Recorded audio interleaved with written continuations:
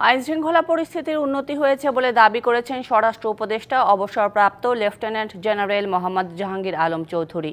তবে প্রতিনিয়ত আন্দোলনের কারণে সরকারের নাভিশ্বাস উঠে গেছে বলেও মন্তব্য করেন তিনি।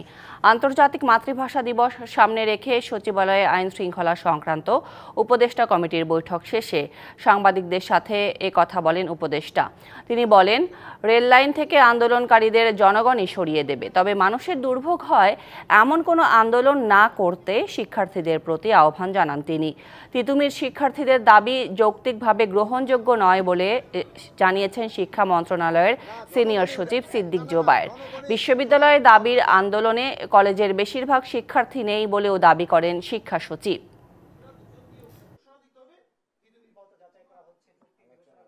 আইন শৃঙ্খলা পরিস্থিতি আমরা যে অবস্থায় প্রথম পেয়েছিলাম ওইটার থেকে অনেকটা উন্নতি হয়েছে। জনগণকে দুর্ভোগ করে এই জিনিসটা তাদের বলা দরকার যে ভাই তোমরা এই রেল ব্লক করো না, এই মেইন রাস্তা ব্লক করো না, তোমরা আছো, তোমরা কলেজের সামনে দাঁড়াও, তোমরা তোমাদের সমস্যা কথাগুলি বলো। আলাদাভাবে তিতুমিরের বিশ্ববিদ্যালয় হওয়ার যে দাবি, সেই দাবির যুক্তিকতা তো প্রমাণ করতে হবে। 90% ছাত্রছাত্রী তারা কিন্তু চায় যে তাদের পড়াশোনা যেন অব্যাহত থাকে, এবং তারা যখন আন্দোলন করছিল তিতুমির, সেই দিনও কিন্তু পরীক্ষা হয়েছে তিতুমির।